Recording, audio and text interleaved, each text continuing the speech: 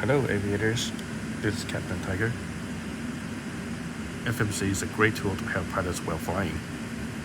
It's an interface between pilots and the aircraft, a computer that combines navigation and performance.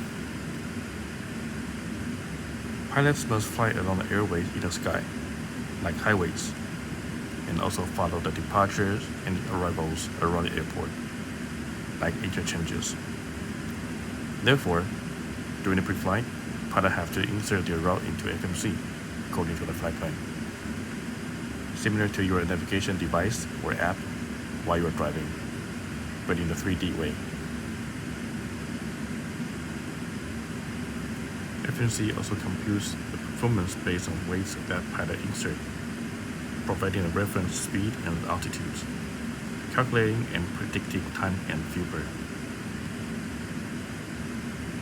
Today, I will introduce and demonstrate how pilots insert CDU or FMC from the 777 FCOM.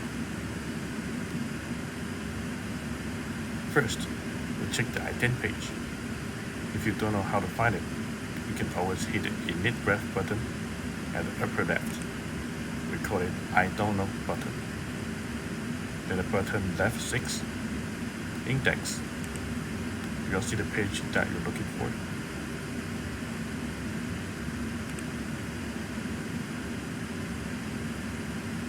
In ident page, we check our type of aircraft, ready date for our navigation database, and engine fuel factor. Fuel factor compensates fuel for aged engines because old engines consume more than a newer one. Accurate fuel factor can make fuel calculation more accurate. Push the button right 6 into position init page.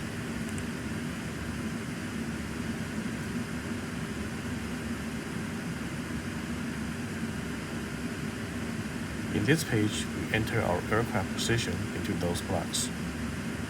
This move finishes our navigation alignment. Note, we use the most accurate coordinates. Compare between GPS coordinates, last position, or gate reference.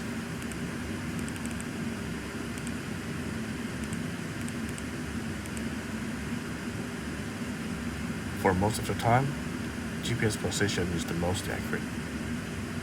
We copy the coordinates and paste it in the blocks in the first page. Next, we push button right 6 into route page. The blocks you can see means the data must be inserted. We enter our origin airport ICAO 4-digit codes.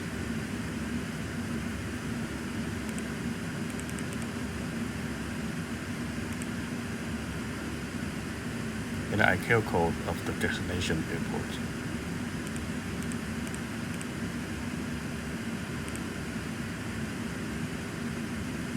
Then the flight number. Note, airline code is a 3-digit ICAO code, not a 2-digit IATA code. Flight number must be the same as the filed flight plan. If you have auto route uplink function or company saved routes, like SimBrief, you can request a route from button left 3.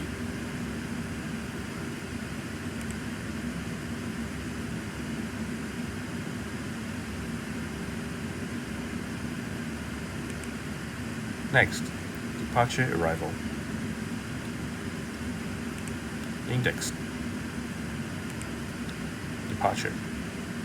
We choose our departure runway and XID, standard instrument departure. If you don't know what your SID is, you can check your flight plan.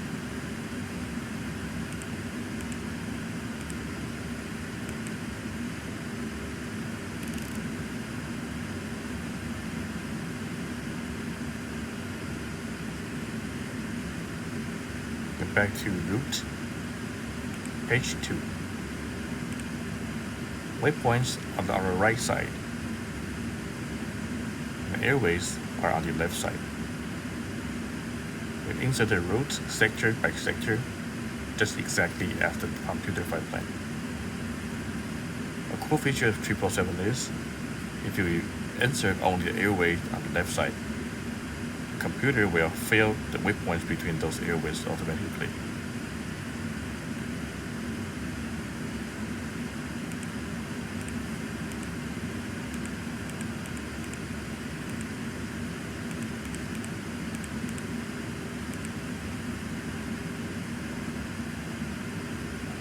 Once finished, we press right 6 to activate, followed by execute.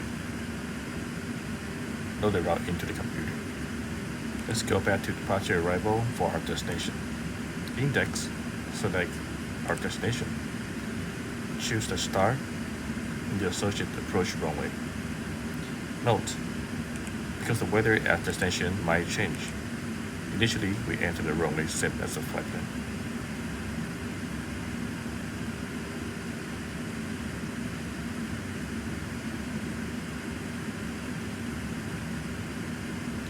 And hit the execute again once we make sure it's correct. We check your route page to make sure there's no disconnection between waypoints along the routing. Make sure our route is the same as a flight plan in order to make calculation accurate and reasonable. The last waypoint of the flight plan is RCTP, but it's different from the leg page.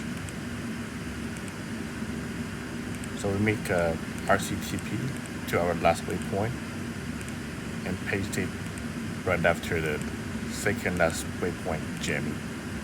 Make it the same as the flight plan.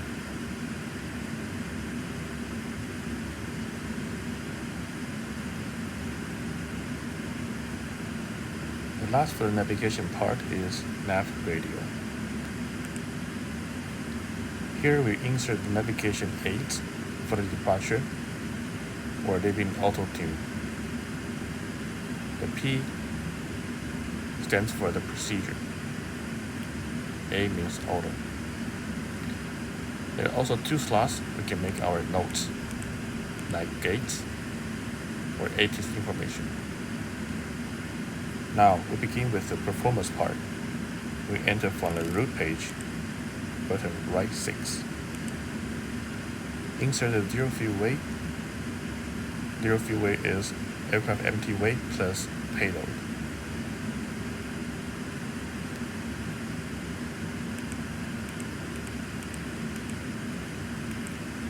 Gross weight will be calculated automatically. Reserve fuel. It is the fuel that alternate fuel plus final reserve fuel.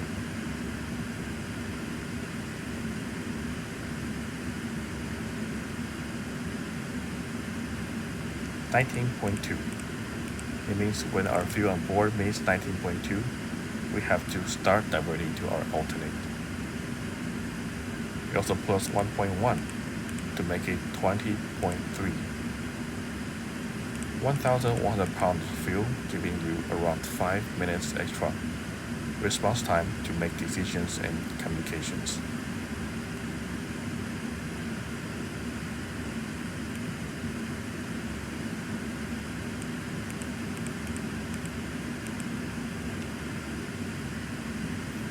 Cruise level and cost index, you can find it also in the flight plan. Cost index is a ratio between crew pay and fuel price. It is a variable number decided from company's operating strategy.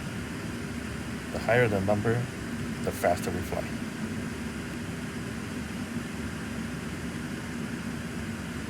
Next page, from button right 6, is thrust limit. Thrust limit will not be entered until final load sheet is received and takeoff performance be calculated. We will do this later. We need final numbers from the company. Next page, button right 6 again, takeoff reference page. We make entries on second page first. Engine out exertion height enters 1,000. Is in AAL. Altitude above airdrome.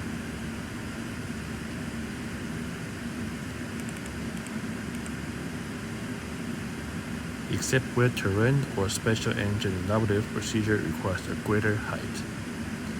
Here in Hong Kong, 07's runway is 1,400.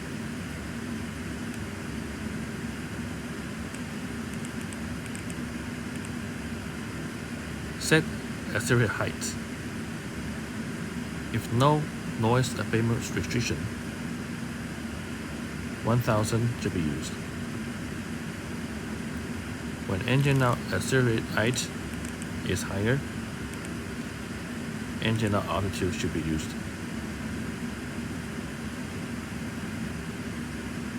Set 3,000 if NADP1 noise abatement procedure.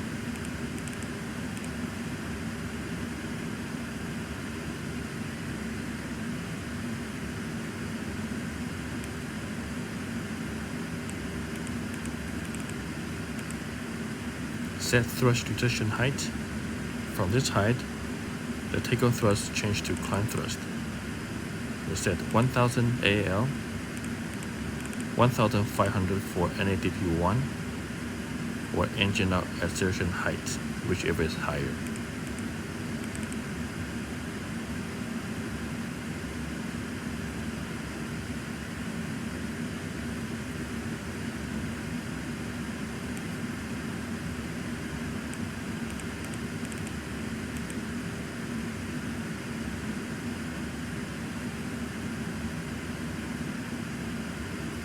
Back to page 1.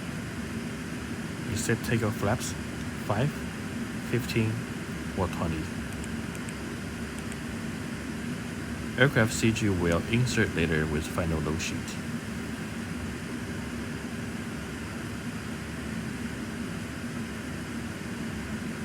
Let's upload the wind forecast from leg page. Right 6, route data, request. And load it when the update comes.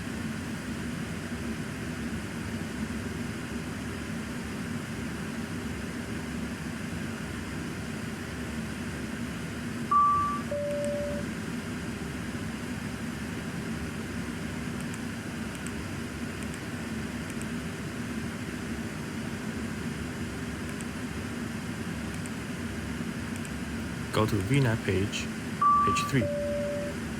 Right 5, forecast. And left 6, load.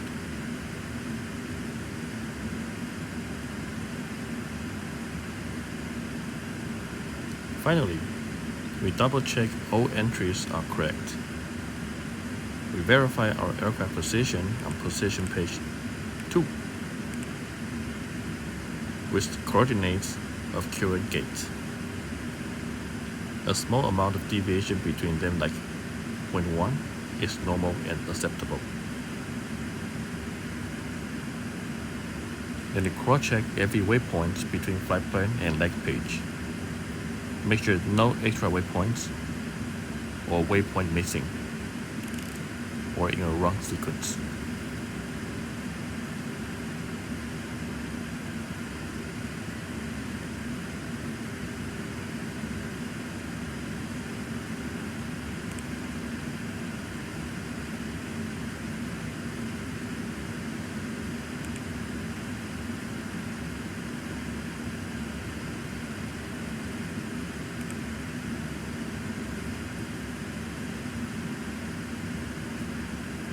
Check progress page. Destination distance and ground distance on the flight plan should differ less than 20 miles. If more than 20 miles, the region should be determined. Jet fuel at destination is more than the fuel remaining in the flight plan.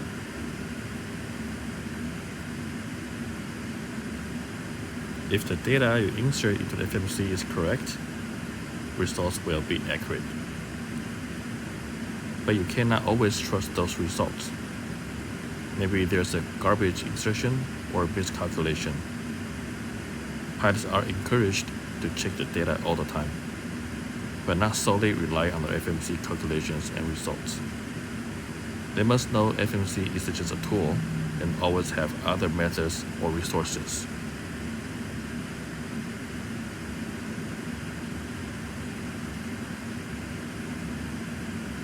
Now pilots can perform crew briefing and finally do the pre-flight checklist, where we'll introduce both in the next video. If this video is useful to you, please hit the like button to let us know. If you want to stay tuned for more aviation know-hows, please don't hesitate to subscribe to the channel. Happy landings.